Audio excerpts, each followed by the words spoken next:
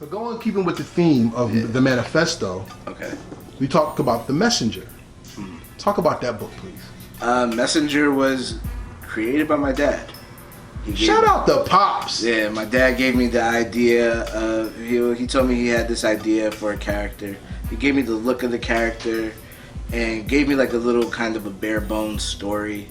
So he asked me to write it, and it was his way of investing into my dream, basically. And that's a love message. That's dope. Yeah, because his thing behind it is, if you help someone, when you help someone, you give them. He's like, you give them something to do with it, and you have them do something. You can fish for a person to teach them how to fish. Yeah. So he was teaching you how to fish, right? Yeah. Shout out to Dad once again. You know how hard it is to find somebody to care about your dream enough to add into it? Absolutely. That's very hard. That's very, very hard. Yeah, I know that because we did a GoFundMe for. We went out to Chicago, and we couldn't afford it, and we did the GoFundMe, and that was an interesting thing, because that's not even. I'm not one of those people that feel like to beg or ask people for anything. I'm the type of person to go and get it. So. And what happened? We took the time out and actually did a GoFundMe to see if people would support it, and a lot of people did. And that was yeah. That shows you that you have a base. Yeah, that absolutely appreciate your creativity. Absolutely. So shout out to everybody who gave for the GoFundMe. Absolutely. And shout out to Pops because he gave you the idea for Messenger. Absolutely. What's the overview of Messenger, and let's get deep into it. Okay, well, Messenger is God is fed up with humanity, and he sends the messenger down to assess humanity to see if humanity is salvageable or not. That story is the basis of all religious thought. Not spiritual thought, religious thought. Yeah. So I ask you, why this story, and where do you want to take this one? I want them to read the book, so please don't give them too much. No, absolutely. It's interesting because, my dad is, I think the word is agnostic, where he believes there's a higher power. Okay. But he doesn't necessarily believe in God and religion. Okay. Whereas I'm a Christian, I go to church, and I believe in a higher power.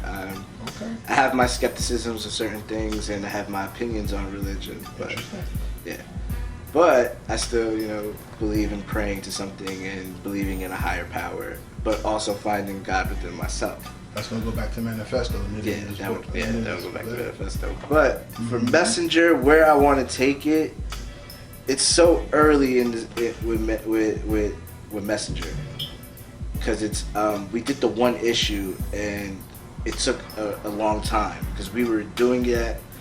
We were on that in 2017, since like February 2017, and it ended up coming out in September of 2018. So from then till then, a lot was halted in between then. But the idea for me is, it's interesting. It's interesting because my dad wants to make a movie out of it, which is the original thing he wanted to do. But he wanted the comic book to kind of incorporate it as well. So his story, he has his own vision for the story. He has a script written. So I have to actually still go through that because I still haven't gone through it yet as to where he wants to take it. But it is,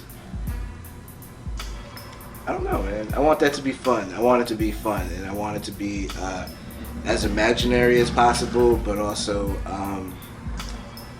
don't want to ruffle too many feathers because when you put God in anything, it gets a little What's what we're gonna do right now? Yeah. Is humanity savable? Man, they always say that that we're created in His image. Not everybody says that. Not everybody, but I don't know, man. I don't think if there was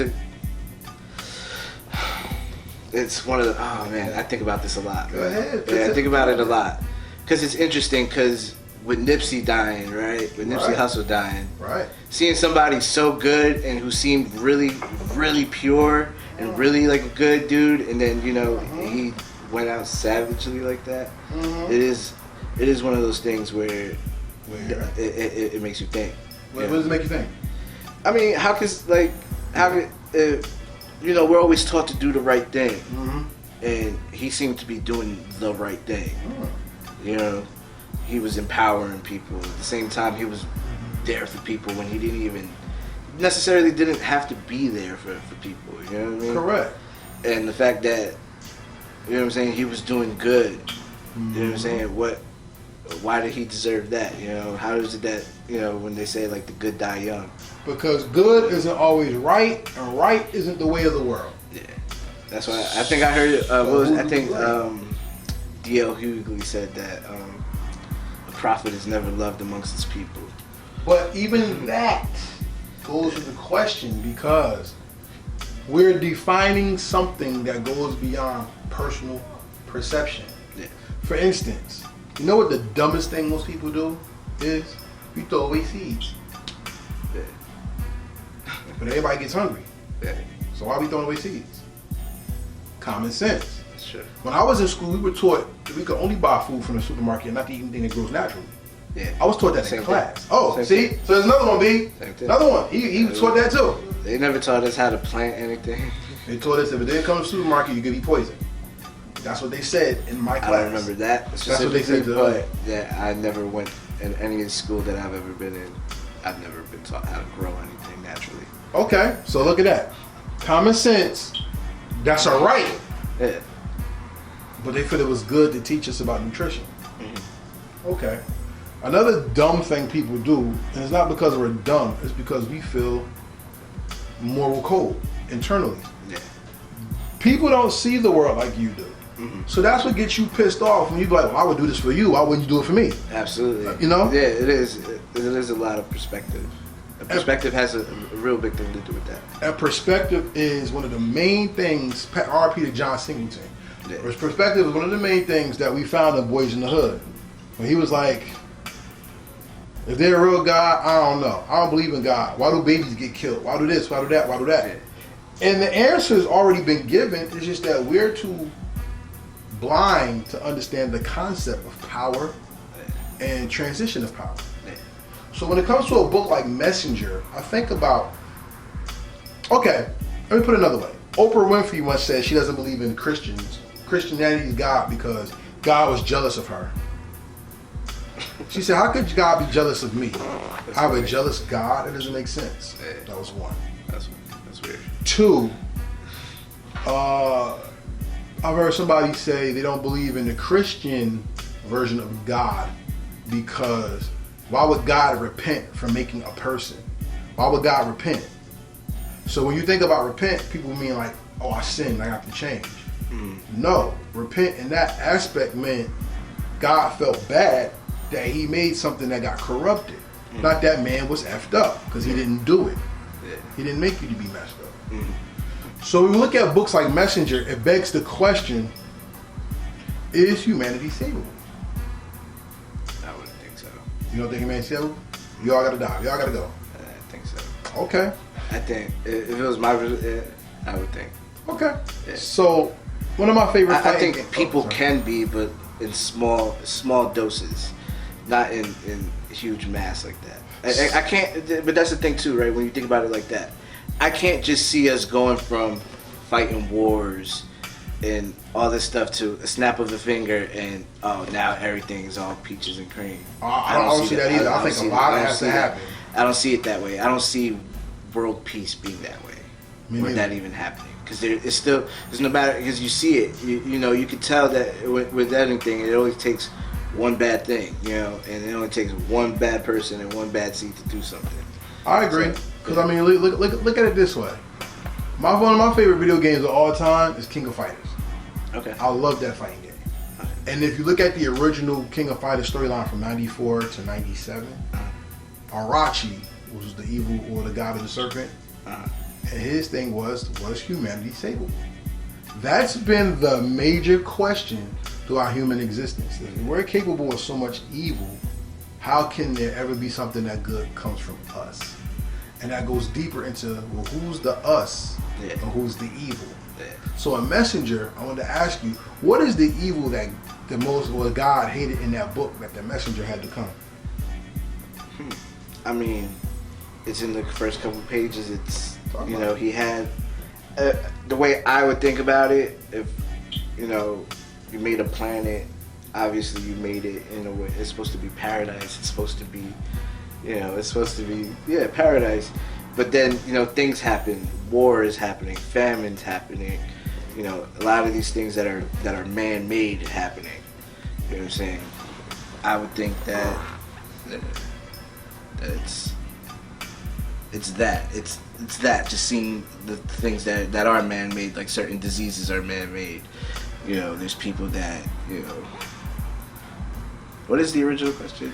I'm kind of getting lost. No, I'm just saying, is humanity savable? Because is humanity savable? Like I said, I wouldn't think they would. I don't think humanity. Because we're talking about something spiritual in nature. Yeah.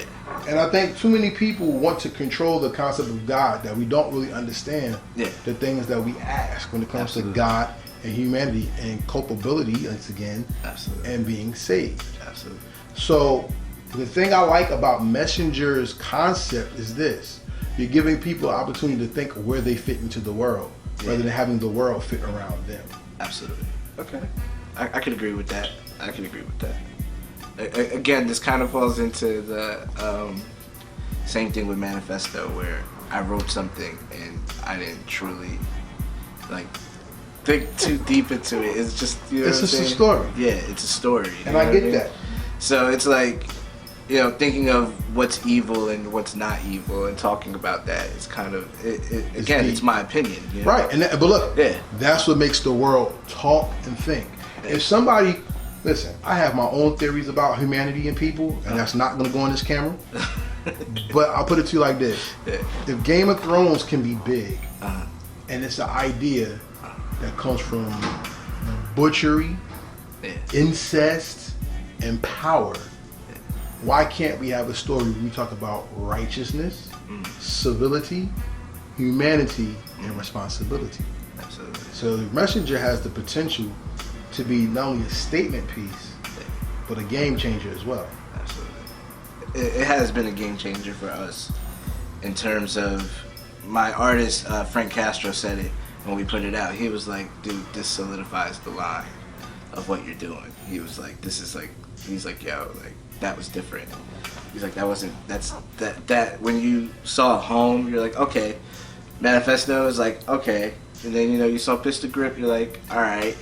And then Messenger, it was like, wait, that was the difference. And he was like, yeah, that solidified it. Yeah. So I think it did too, and I agree with that. I do believe that it can be, definitely can be a statement piece. You know, it's just, you know, when it comes to like writing that, I haven't been able to write more of it, because I've kind of been in my own head a little bit of, like, you know, in terms of like how opinionated and how far are we actually going to take it. Yeah, so it's been one of those things.